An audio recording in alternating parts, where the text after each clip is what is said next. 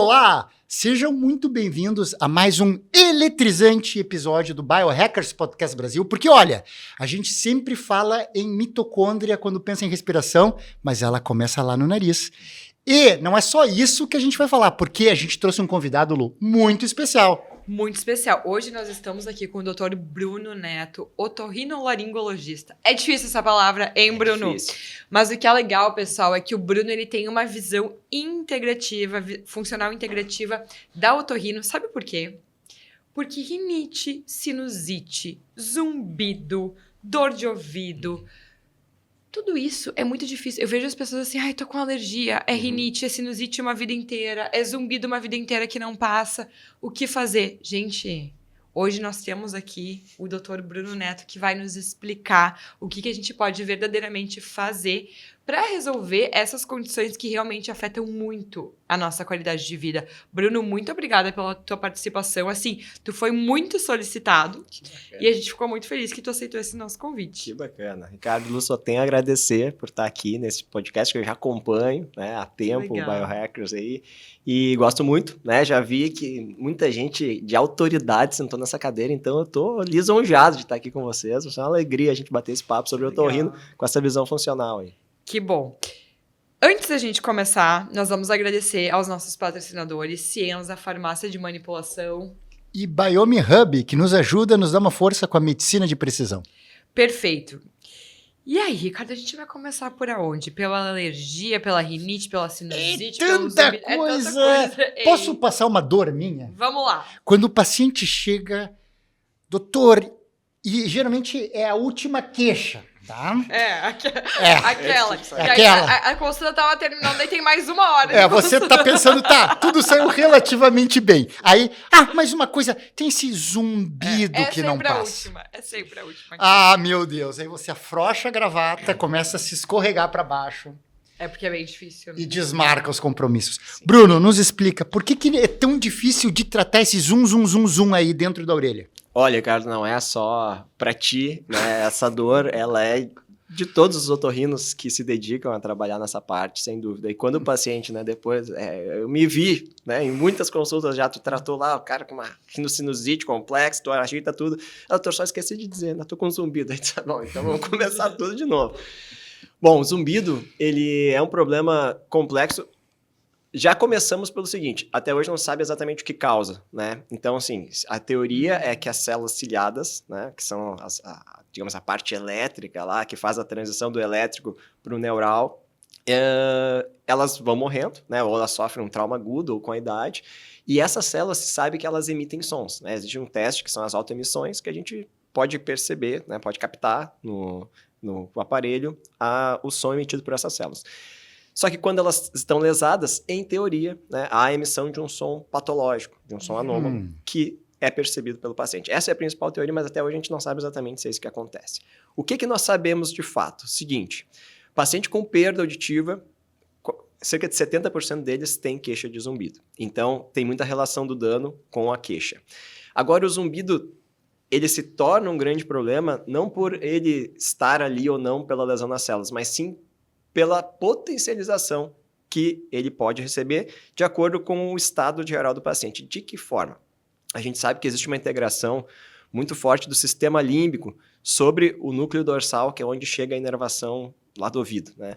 Então, essa semana, né, atendi um paciente que ele trabalhou numa festa lá da caixa de som e ficou com zumbido.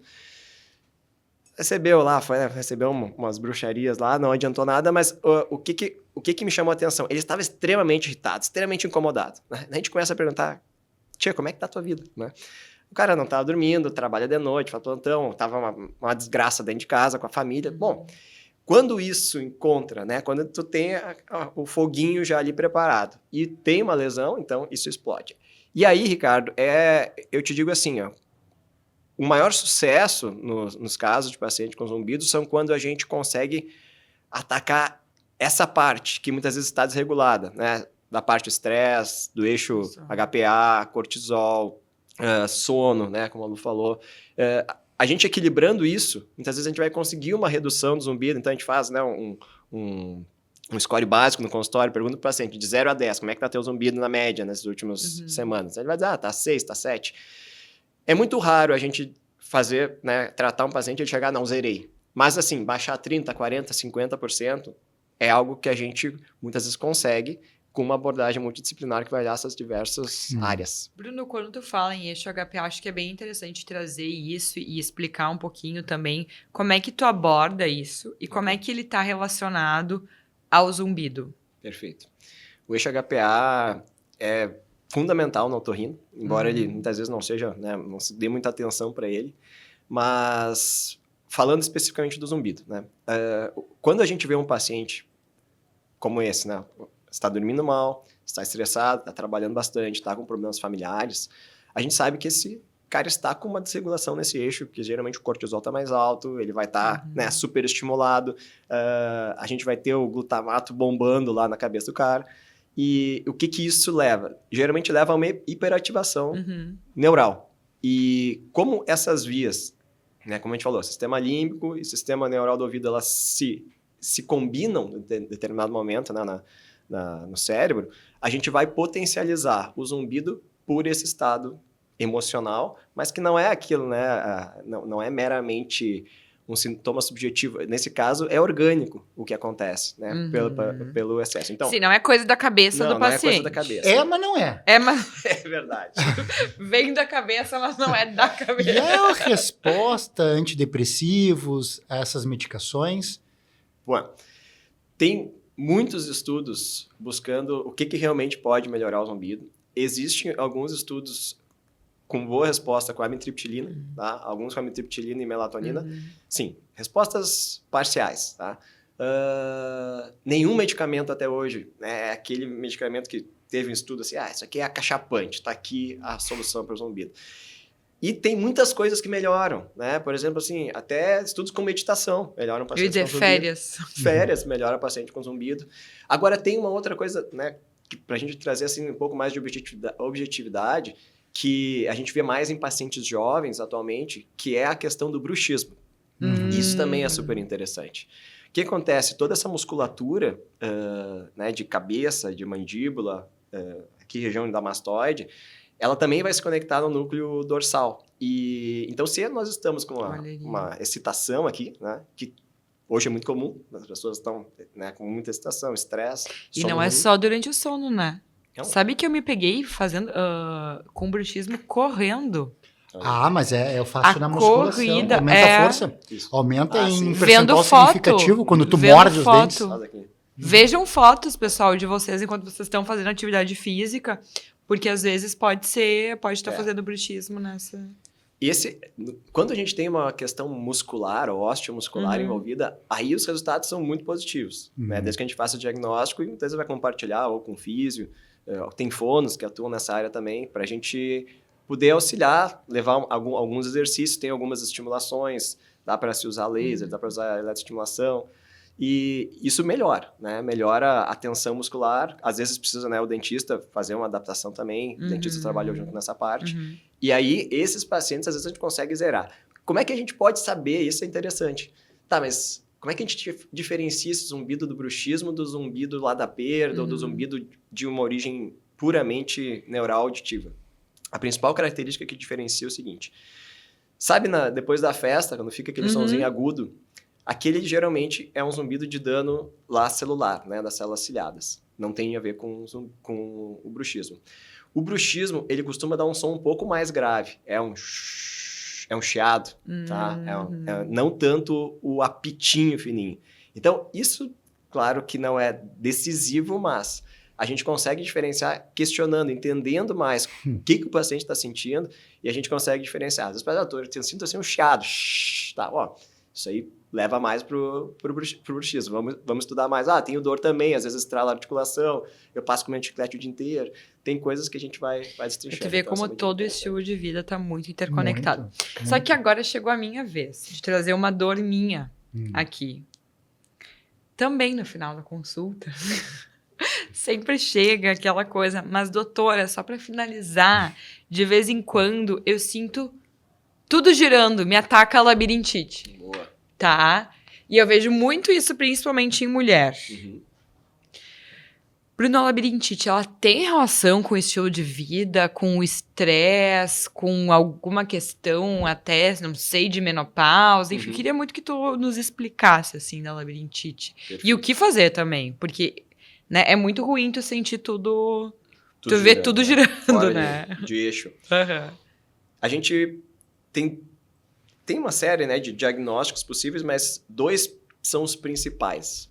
Nós vamos ter pacientes, às vezes, que têm um problema, uma labirintopatia específica, e geralmente isso tem uma base metabólica. Então, a gente vai ver, assim, perfil clássico. Senhora, 60 anos, sobrepeso, sedentária, comedora de doce. Quando se estressa, fica tonta. Né? E aí tem aquela crise, vai tomar lá a beta-estina, vai ficar uns dias mal, vai se recuperando aos poucos, tá? Porque o labirinto está inflamando, resistência à insulina, aquela coisa toda, né? O sistema auditivo interno, ele é muito sensível a essas oscilações de metabolismo. Tanto que, muitas vezes, a gente faz curva glicêmica para auxiliar no diagnóstico desses pacientes. Que legal. Esse é um quadro, mas tem um outro quadro, e, às vezes, isso pega pacientes mais jovens, né? Inclusive... Na nossa faixa etária, até às vezes pessoal de 20, 30 anos, que é a vertigem posicional paroxística benigna, né? Que é a famosa história dos cristais. Né? A gente tem, realmente, dentro do labirinto, cristais de cálcio que servem para nos dar a posição do nosso corpo, né? Nos orientar quanto a isso. Então, se a gente vira a cabeça para um lado, vira para o outro, ele se mexe em cima como de uma redinha, assim, que tem ali de células sensitivas, e a gente percebe, né, com a integração dos olhos e da própria percepção, onde é que a gente está. Esses cristais podem se deslocar e ir para outros pontos do labirinto, onde eles vão fazer um estímulo errático. Então, por exemplo, eu virei a cabeça para a esquerda, mas no meu labirinto ele me deu o sinal que eu estou caindo. E aí o meu olho está dizendo que eu estou parado, meu labirinto está dizendo que eu estou caindo, e daí dá o curto-circuito lá. Esse segundo tipo, que é a vertigem posicional, é o mais comum. E a gente consegue diagnosticar ele no consultório com uma manobra, né, chamada manobra de Dix, né, que a gente deita o paciente, vira a cabeça para o lado, para o outro, e a gente vê pelo nistagmo qual canal que está afetado e se de fato fecha o diagnóstico. Né? Aquele primeiro tipo, geralmente não tem tontura nessa manobra.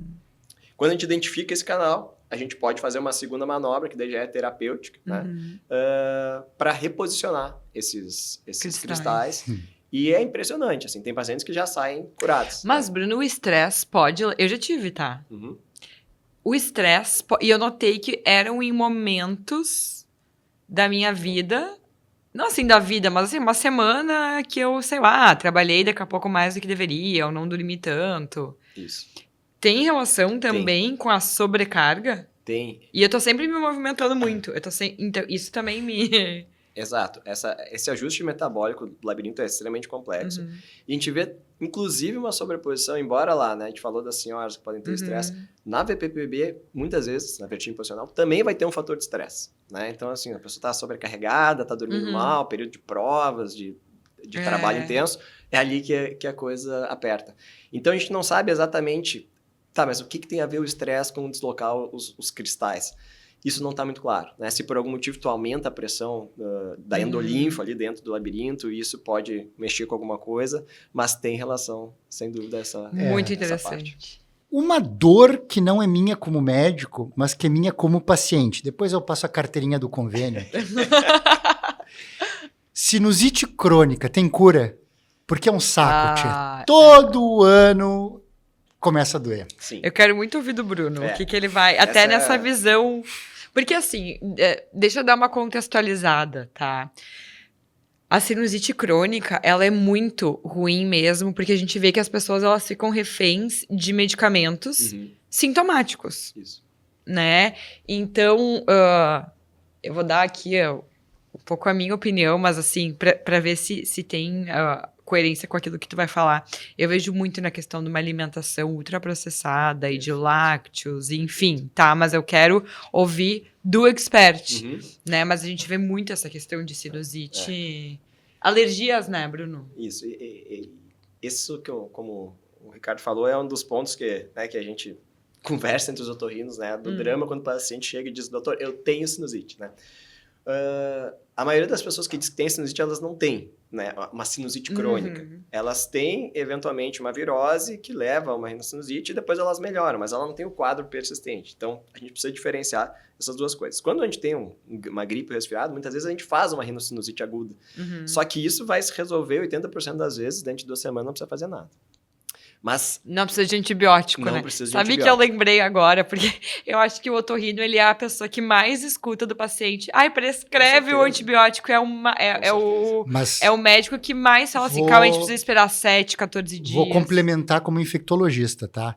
A orelha média é o sítio mais comum de isolamento de pneumococo resistente a antibiótico pelo mau uso crônico de antibiótico. Olha. Não pelo Bruno, mas por colegas Sim. otorrinolaringologistas. Mas eu lembro na minha época de plantão, assim, em pronto atendimento, que era uma briga com os pacientes, porque a gente explicava, assim, que, calma, tem que esperar de 7 a 14, né? Sim. E assim, o paciente ele não entendia e não ia entender também toda essa questão de resistência a antibiótico. Inclusive, acho que deveria ser explicado na escola, Exatamente. né? Eu me lembro de Porque- um professor de pediatria, nunca me esqueci daquela frase, né? No ambulatório de pediatria, eu e o colega atendemos junto um pacientinho lá, 2, 3 anos, e era também uma situação de uma dúvida de otite, assim, tinha dor, a gente olhou... E a mãe tava junto. A mãe estava junto, queria antibiótico. Aí nós fomos discutir o caso com o professor, e aí ele nos perguntou qual é a via mais comum de administração de antibióticos. E a gente... Professor, a via oral? Não, a via das dúvidas, né?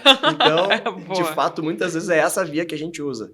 E os antibióticos, o que a gente vê, né? Nesse médio e longo prazo, acabam gerando esse problema reverso. Afetam o microbiota intestinal e a coisa complica lá em cima. E aí, né, bom ter o Ricardo aqui como infecto, porque vai me ajudar nessa parte. Uma vez que a gente passa a entender o papel incrível das bactérias no nosso organismo, e naturalmente elas estão dentro da mucosa, né, dentro do nariz, dentro dos seios da face, a gente começa a compreender o seguinte, não se trata de eu matar as bactérias, que às vezes, né, na cabeça de pacientes e muitos colegas, eu preciso dar um tiro de canhão e eliminar o que está ali dentro para resolver de uma vez. Não, a gente precisa equilibrar, porque sem bactéria ali nós vamos ter outro problema, né? Vai crescer fungo ou vai começar a inflamar de outra forma, mas assim, nunca vai ficar sem bactéria. Então não se trata de eu eliminar bactérias, por isso que o antibiótico não deve ser, né, aquela coisa, o meu recurso para pau para toda a obra. Eu preciso ver o que está acontecendo com o paciente.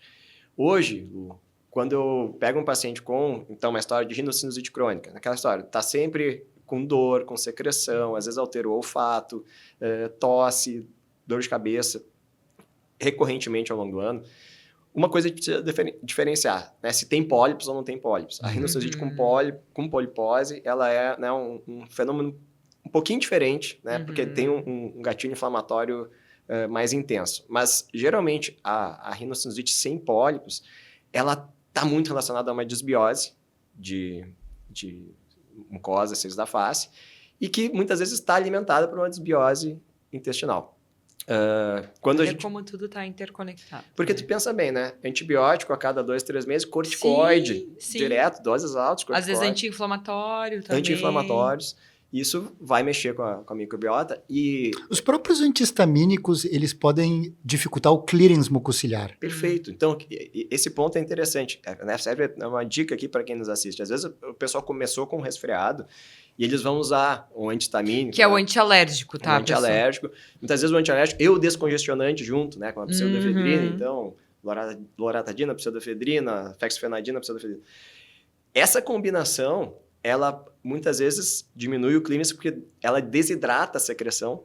Então, tu tem uma secreção mais espessa e pode favorecer a piora. Não está recomendado a gente usar esse tipo de medicação numa infecção, né? nem mesmo viral. Ela pode ser usada numa situação alérgica, tá? Então, tem que fazer essa diferenciação e não sair usando, senão a gente acaba favorecendo a sinusite do paciente. E para finalizar a questão, hoje, sempre que eu recebo um paciente com esse quadro infeccioso recorrente, eu olho para o intestino. Né? E muitas vezes a gente daí vai ter que olhar mais a fundo, Que legal. fazer um teste de supercrescimento bacteriano ou investigar a microbiota, né, com um teste específico de mapeamento. E aí contar com a Nutri para nos auxiliar nessa estratégia. E é impressionante. Um relato, né, de um paciente que eu atendi ele há 2 anos e ele chegou para mim em outubro, assim, já tendo usado 14 antibióticos naquele ano. Nossa. E já tendo feito uma cirurgia e já num potencial de repetir a cirurgia já estava sendo indicada porque o colega não sabia mais o que fazer. E aí, o que nós fizemos foi uma abordagem anti-inflamatória com essa visão funcional, né, aliado a uma estratégia de alimentação. Não foi nada de outro mundo. Né? E o paciente, depois disso, tá, ele precisou antibiótico uma vez por uma amidalite. Ele pegou de um filho, ficou lá com a garganta muito ruim e usou. Mas ele não fez mais infecção de seios da face. Muitas vezes o que tu precisa é parar de fazer, né? Aquilo, muita ajuda que não atrapalha, né? Para sair do buraco, a primeira coisa é parar de cavar. Então, muda a história, para de fazer o que tá fazendo. Só que tem que ter alguém do outro lado para segurar o rojão. Né? E muitas vezes tu vai ficar, o paciente vai te entrar em contato, doutor, segura mais um dia, espera e tal. E aí tu passa aquilo e as coisas começam a equilibrar. Bruno, as vacinas para pneumococo revolucionaram a otorrinolaringologia? Você vê menos sinusite, menos otite em virtude dessas vacinações que a gente faz nas crianças? Sinceramente, eu não vejo, tá? Até a minha esposa também é otorrino e faz especialmente otorrinopediatria e nos chama atenção, assim, quantidade de crianças, né, mesmo vacinadas com as infecções. Então, não é uma questão de desacreditar nas vacinas, mas eu acho que elas são uma parte da história. Hoje a gente tem, né, desde a infância, alimentação ruim, sedentarismo, sono ruim. Sim, da própria mãe e do pai também, porque não dá para culpar só a mãe, né, que tem toda essa questão. E, Bruno, a gente falou aqui da sinusite, eu achei interessante até fazer essa diferenciação, então, de uma rinite alérgica. Tá. E por que né, porque não... Às vezes as pessoas confundem, e por que a gente vê cada vez mais pessoas com rinite alérgica, com alergias? Sim. Né? A gente está diagnosticando mais ou realmente os casos aumentaram? Tem alguns estudos mostrando o aumento, né, da prevalência de alergias aí, né, nessa última década. E aí a gente sabe que a alergia, geralmente, ela se desenvolve aí nos primeiros anos, né, com uma desregulação do sistema imune, que tu vai direcionar essa resposta imune para a produção de anticorpos, então, seja para o ácaro, seja para o leite, que a gente vê, né, nas crianças, ou seja, para as gramíneas. E aí começa essa marcha alérgica, ou marcha atópica, a criança começa com o nariz entupido, aí começa uma rinite, daqui a pouco ela está com uma dermatite atópica, daqui a pouco ela está sibilando um pouquinho, e aí vai.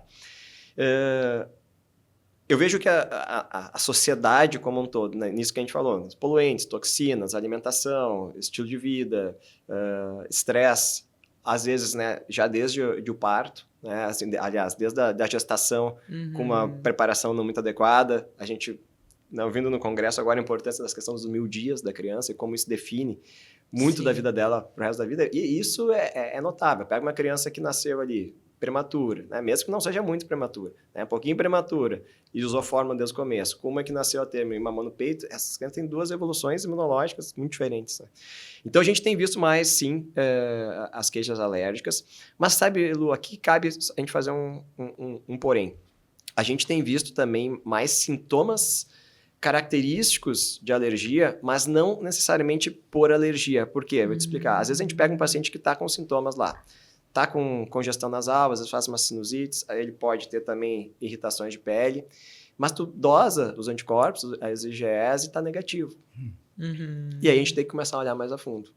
E não é uma entidade nova, mas desde os tempos da pandemia para cá, algo que cresceu muito significativamente foram os sintomas relacionados à intolerância à histamina e à ativação mastocitária. A gente sabe que a spike ativa mastócitos, certo? Isso está bem demonstrado na literatura por meio dos Toll-like receptors 4. Falamos sobre isso profundamente. Já falaram sobre isso, perfeito. Né? E também pelo receptor enzima conversor de angiotensina. Então, seja por COVID ou seja por imunizações, a gente pode ter um potencial de um substrato que vai ficar estimulando os teus mastócitos por mais tempo. Sabe que hoje eu recebi uma mensagem no meu Instagram também de uma mulher que ela tava tendo insônia, sempre acordava às 3 da manhã, e aí tinha sido diagnosticada ali com climatério, transição menopausal. Às 3 da manhã? Não, mas então possessão demoníaca entra no diagnóstico diferencial. Às 3 da manhã. 3 da manhã, né? É Olha, pra sempre zombar às 3 da da Santíssima manhã. Trindade. Ricardo. Mas, enfim, o que ela me passou, tá? É que, né, discutindo esse caso, é que na verdade não era climatério, mas sim intolerância à histamina que tava fazendo ela acordar na madrugada. Então, olha só que interessante ter. E é uma Pode síndrome fazer difícil de tratar. sabe? Vamos falar um pouquinho mais Da síndrome de Bruno, ativação da microcefálica. síndrome e o que as pessoas que estão escutando podem ter de sintomas assim em casa para começar a desconfiar. Porque às vezes elas têm que levar pro médico, sabe? E o papel do otorrino, porque quem fala muito sobre isso também é a Karina Petri, que é otorrinolaringologista. Grande Karina. Então, o otorrino tem que estar aparelhado com essas Sim. informações. Nos explica um pouquinho mais dessa síndrome, que é tão difícil de diagnosticar e tratar também. É isso aí. Vamos falar das duas, digamos, dos dois pontos que estão mais em alta. Intolerância à histamina. O que acontece? Essa geralmente é uma condição relacionada ao nosso intestino. A pessoa ingere algum alimento que tenha mais histamina, e daí, onde é que estão esses alimentos? Os alimentos mais conservados, eles vão ter a degradação da histidina, que é o aminoácido, que forma a histamina. Então, as bactérias presentes naturalmente nos alimentos, elas degradam e formam a histamina a partir da histidina. Então, tu pega uma carne curada, um salame, um queijo, um vinho, alguns vegetais mesmo naturais. Depois editem e cortem a parte do vinho, tá? Não há provas, não há provas. Depois da 15ª meta-análise, eu posso começar a pensar. Vai acontecer o seguinte, ingeriu essa... Berinjela, tomate também. Também, né? berinjela, tomate. Depois da ingestão, minutos ou horas, a pessoa manifesta alguns sintomas, podem ser intestinais, dor de barriga, às vezes alguns sintomas de rinite, congestionou o nariz, coçou a pele, ficou com manchas vermelhas. Então, isso é sugestivo da intolerância à histamina.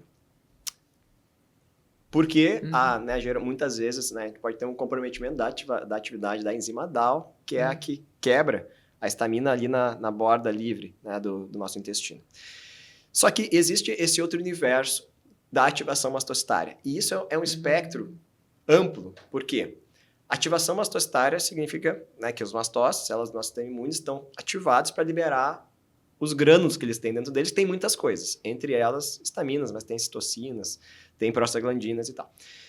Os mastócitos, eu adoro os mastócitos, assim, é muito interessante estudar eles. Eles saem lá da medula, são progenitores, né, de mastócitos, andam na corrente sanguínea, ainda não sob a forma de mastócitos, e vão entrar nos tecidos, né, espaço intercelular. Não fica dentro dos vasos, mas ele emite alguns filopódios ali para ficar entendendo o que está acontecendo lá dentro. O mastócito chega no tecido e ele vai amadurecer no tecido. E aí isso é muito interessante. Se ele chega num pulmão inflamado, ele amadurece nesse pulmão inflamado e já fica ativado. Se ele chega numa mucosa inflamada, ele vai ficar ativado. Se ele chega num cérebro inflamado, ele vai ficar ativado. E aí, pequenos estímulos vão ser suficientes, mas às vezes, para uma resposta mais intensa. Então, aí vem a asma, vem a urticária, vem a rinite, porque os mastócitos estão ali esperando esses pequenos estímulos. Por isso que, às vezes, as pessoas dizem, mudou a temperatura, me atacou. Não, mas de onde que mudar a temperatura, né? Isso não é alergia, porque a alergia requer que uma proteína caia no nariz. É outro estímulo. Então, tem uma ligação entre a rinite vasomotora Perfeito. E a ativação mastocitária. É o que a gente tem entendido cada vez mais, porque algo faz com que aquela mucosa inche, né, libere e aí a gente vê que as pessoas estão cada vez mais reagentes, né? Então era assim, uma vez o tempo mudava e eu ficava bem. Por que agora que o tempo muda, né? É aquela coisa, eu não nasci com isso, por que eu desenvolvi isso? Isso é muito Então, interessante. isso é importante. A pessoa com rinite, a gente diferenciar se ele tem mesmo uma alergia com os anticorpos ou não. Muitas vezes não tem, tá? Só que esse espectro, então, que eu estava falando da ativação mastocitária, ele vai, por exemplo, quando tu tem uma rinite alérgica, vamos supor lá que tu tem anticorpos a ácaros, tu tem uma ativação mastocitária, né? Ela não... Quando se fala de síndrome de ativação mastocitária, é quando a gente não sabe a causa. Mas, por exemplo, a alergia é uma ativação mastocitária.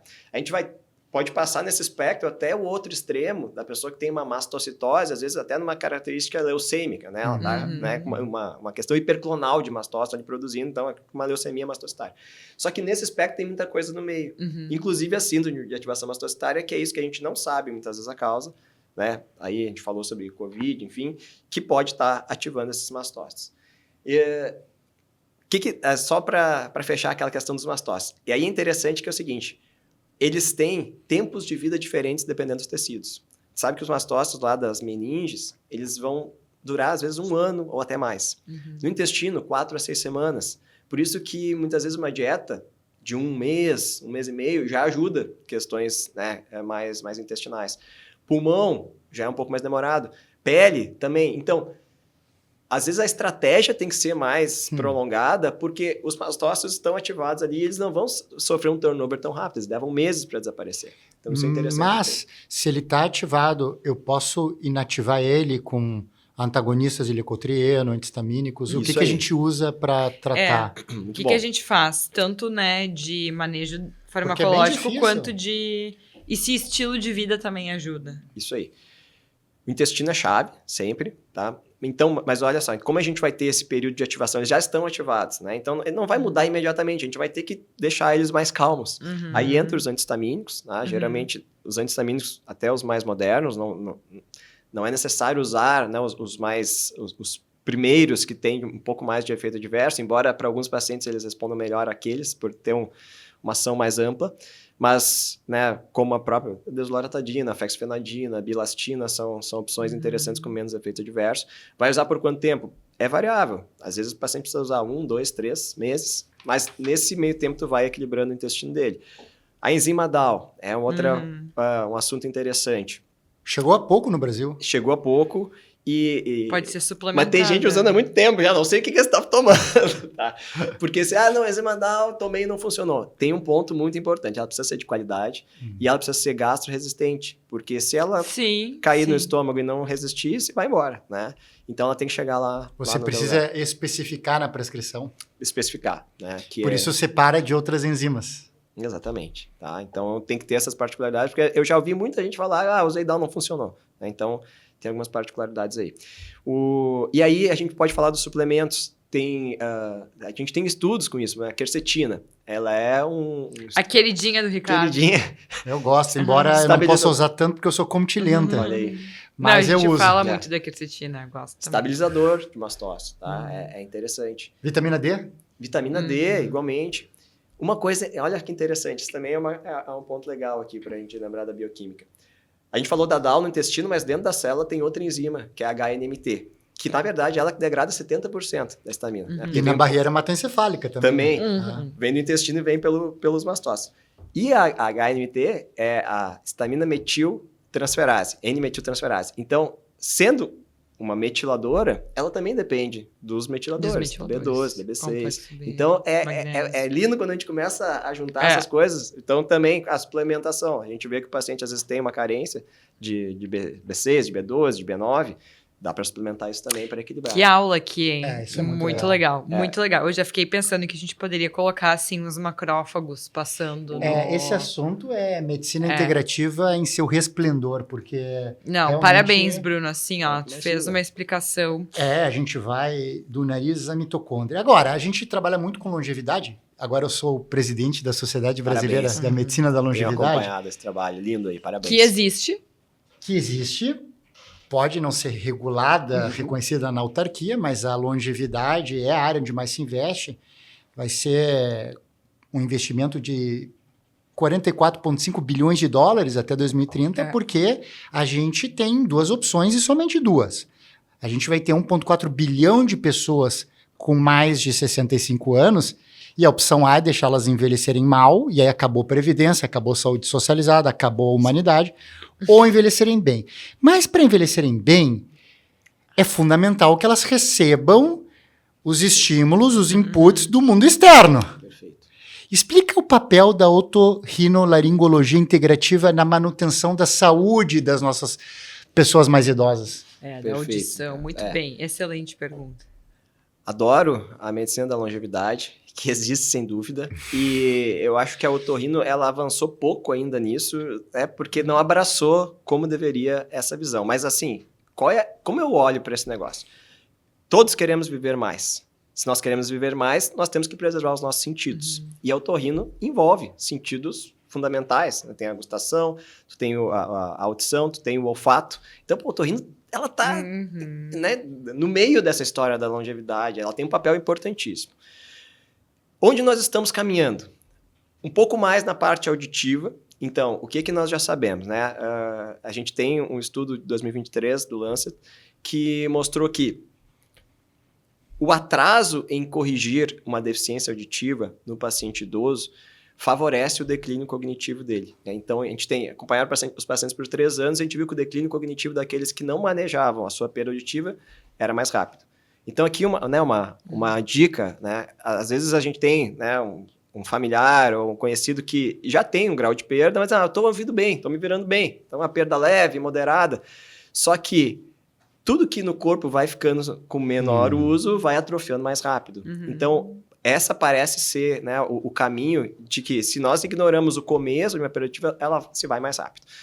Hoje nós temos os aparelhos auditivos, né, como o principal recurso. Eles melhoraram muito em tecnologia, em recursos. São uma terapia que muda a vida, mas nós estamos querendo olhar mais. O que nós podemos fazer para que o corpo mantenha a sua função? Então, tem surgido algumas coisas. São estudos ainda incipientes, né, com os peptídeos, com células-tronco, para ver se a gente consegue preservar a audição por mais tempo. Um estudo interessante usou plasma rico em plaqueta intratimpânico para paciente com perda aguda. Tá? Eles até pegaram 2 grupos, os que tinham perda dentro de 6 meses e os que tinham perda há mais tempo. O grupo que tinha perda dentro de 6 meses respondeu muito melhor. Foi um estudo bastante otimista, assim, com uma melhora em 80% dos pacientes. Só que essa ainda é uma terapia que não chegou a pleno. Outros pontos. Tem se falado de células-tronco também na questão do olfato, né? O Covid trouxe a anosmia, hiposmia em muita gente, e isso acelerou um pouco. Hoje está se estudando a possibilidade de trabalhar com células-tronco lá na fossa olfatória para recuperar olfato. A laringe também é um órgão de bastante estudo, principalmente porque o que acontece? Embaixo da mucosa da laringe tem uma matriz ali, né, que mantém aquela mucosa bem fluida para ela vibrar adequadamente. E a gente vai perdendo isso com o tempo. Então, se começou a estudar a aplicação também de células-tronco ali para manter... É muito interessante. E olha, atenção, Anvisa, CFM, nos ajudem. Por quê? Não tem como patentear um peptídeo natural. Não tem como patentear uma célula-tronco natural. Não tem como patentear um plasma rico em plaquetas natural. Isso significa que a indústria farmacêutica não vai se apoderar disso e as vias que vocês estão acostumados para que o médico possa usar as medicações não vão permitir a gente incorporar essas tecnologias. A gente tem que discutir o que hoje é uma zona cinzenta para não inibir o médico de usar toda essa terapia regenerativa que pode mudar a longevidade das pessoas. Exatamente. Bom, muito bom. Bruno, agora a gente vai para um momento curiosidades. Bora lá. Vamos lá. Fone de ouvido. Pode causar perda auditiva, pode causar algum problema. Depende do que você está ouvindo, até melhor, né? Ora, esses jovens aí têm um gosto musical. Eu tenho uma história, né, de música, que eu acho que nisso, né, o Ricardo, ainda bem que nós estamos longe aqui para ele não pegar no pescoço. Eu fui pagodeiro, né, a faculdade toda. Não estamos tão longe assim. Tinha um grupo de pagode na residência. Ele tava escutando pagode aqui quando eu cheguei. Mas que beleza. Não, mas uma coisa é cheia de manias. Pagode. Aquilo da minha época. Raça Negra é muito bom, né? O pagode não é isso. O Ricardo é o rock and roll. É o pagode heavy anos metal. 80. Eu que começo aquela roda de empurrar no show. Mas vamos lá. Fones de ouvido. Qual que é a questão? Tem 2 pontos que eu acho interessante a gente trocar. Primeiro, pode gerar perda auditiva? Pode, se tu botar o fone em alto volume e ficar com ele várias horas por dia. Equivale a um trabalhador que está lá com uma bitoneira o dia inteiro trabalhando. Se tem uma intensidade de som, né, acima dos 80 decibéis, que é o nível de segurança, e você passa mais de 8 horas exposto a isso, 8 horas. Se é mais, né? Mas os fones passam de 80? Muito difícil, tá? Mas assim, às vezes tu tem um fone de concha. Eu falo para os pacientes, olha, se tu quer usar muito fone, tente te dar conta, assim, se tu perde o contato com o ambiente, entende? Assim, a pessoa bota ali e não ouve mais nada. Geralmente é um sinal de que a intensidade está alta, tá? E aí tem outro ponto, que isso é interessante. Inclusive, eu fiz um vídeo sobre isso recentemente, que é o seguinte, os fones Bluetooth. Então, essa aqui é a minha dúvida. E ficar trabalhando o dia inteiro quando eu trabalho online. E existe uma questão muito Tu usa também, interessante. né? Eu trabalho muito online, mas eu não uso Não, eu fones. não uso muito também, mas às vezes se tem... Porque Porto Alegre tem obra em todos os lugares. Sim. Aí se tem obra, eu coloco... E aí eu fico, quando eu vejo, eu tô o dia inteiro... Vai, Bruno, nos Isso. conta. Fone Bluetooth, porque a gente vê às vezes na internet, né, que o fone Bluetooth tem a mesma frequência do forno micro-ondas, então está fritando o cérebro das pessoas, é algo que a gente ouve. E, de fato, ele tem a mesma frequência, mas existe um porém que é a gente entender a potência, né? A gente sabe que a luz pode se assemelhar à luz do sol, mas você chegar perto do sol é uma coisa e chegar perto de uma luz com a mesma frequência, a potência faz toda a diferença. Então, de fato, a potência de um fone Bluetooth é cerca de 1 milhão de vezes menor do que o micro-ondas. E as agências que regulam essas coisas, elas estão focadas nesse ponto, se o fone vai fritar a cabeça das pessoas ou não. E eles, né, os testes levam, né, a isso, a impedir que se veicule um fone que tenha esse potencial. Então, isso está sendo cuidado. Agora, então, qual seria o risco? Nós temos que entrar daí para o nível celular para pensar no dano, né, assim como entre as outras radiações, em nível celular, né, do estresse oxidativo sobre as células. Sim. É isso que nós não sabemos direito o que pode acontecer. É, isso aí é do próprio celular também. Exatamente. Pensando numa A questão gente tem relógio, sistêmica. tudo, a gente tem celular. Sabe, Bruno, eu pensei em fazer uma pesquisa, levar para o sindicato dos aeronautas, porque imaginei que eles iam se interessar justamente sobre encurtamento de longevidade em aeronautas, em pilotos de avião, comissários de bordo, pela exposição crônica à radiação. Sim. E provavelmente tenha Com um certeza. potencial efeito semelhante, que a gente não tem Isso como seria medir. fundamental entender Ou melhor. você, de repente, morar perto de uma antena da televisão, Sim. ou... Tem alguns relatos anedóticos, né, de que montaram uma antena em certo lugar e começaram a aparecer algumas doenças. Então, nós não sabemos ainda, né, até que ponto isso seria fundamental que a gente investigasse e entendesse melhor, porque nós estamos imersos no ambiente sem fio. Aliás, muito legal isso que está dizendo, porque eu vi um artigo recente sobre o conceito de exposoma. Olha aí. O exposoma, que é uma medida das exposições que as pessoas sofrem ao longo da vida, prediz mais a variância de perda de saúde do que a genômica. Interessante. É aí que a gente coloca o estilo de vida se Que também sobrepondo, entra no a exposoma. epigenética, né? Exatamente, as exposições, o disruptor endócrino e tudo A mais. gente mede tão pouco ainda, né? É. Vamos para a segunda curiosidade? Vamos. Sorine. Soro nasal. Ótimo. Tem mais viciado em sorine do que em Nossa, cocaína? isso aí tem sido, né? É um mercado grande da otorrinolaringologia que é impressionante como é comum. Apesar de, acho que todo mundo já sabe, né, que as gotinhas vasoconstritoras são um problema, mas elas continuam fazendo estrago. O que acontece? A pessoa tem rinite, ou às vezes ela tem um desvio de septo, ela tem uma outra obstrução por qualquer causa, ela começa a usar gota. A gota vasoconstritora ela é muito potente, ela realmente, né, desobstrui o nariz rapidamente pelo seu efeito vascular e a pessoa se sente melhor. E aí ela vira um amigo daquela gotinha e aquela gotinha passa, tá dentro da bolsa, no bidê da cama, do carro, e aí ela já passa a O comprar mal de lotes. amante, né? Você me faz tão mal, mas ainda assim eu te amo tanto. E aí a gente tem um problema, que é realmente a dependência. Né? E como é que faz pra, assim, infelizmente, gente, tá tão bom esse Mas é episódio, conceito de infelizmente, a gente tá dependência, chegando- Lu? As pessoas vão precisando de mais gotinhas para ter o mesmo efeito? A gente precisa, a gente vai dar assim, ó. Existe É. essa tendência. E como é que faz pra desmamar? Vamos lá, pessoal, Tá. a gente tá, infelizmente, chegando ao final desse episódio, mas a gente vai chegar ao final, assim, de uma maneira que vai ajudar muito as pessoas. Como desmamar, como conseguir largar esse vício. Bruno, por favor, nos ajude. Então, a gente normalmente começa com uma estratégia em que a gente precisa usar um antialérgico, um descongestionante por um tempo, porque aí o paciente vai começar a tomar, né, o descongestionante, e isso vai ter um efeito razoável para descongestionar o nariz, de maneira que ele não dependa tanto das gotas. E muitas vezes a gente vai usar o spray nasal de corticoide para ajudar também a desinchar aquele nariz e fazendo essa desintoxicação da mucosa. Geralmente, tá, como a mucosa também tem um turnover rápido, de 10 a 15 dias a gente consegue Já desintoxicar, consegue. mas nesse tempo a gente tem que dizer, assim, para o paciente usar o mínimo possível. Às vezes é possível ele diluir também as gotas num outro frasquinho, com metade soro, metade da gota, e usar minimamente. Né? Assim, se tiver muito Vai ruim de noite, diminuindo usa o uma veneno. gota.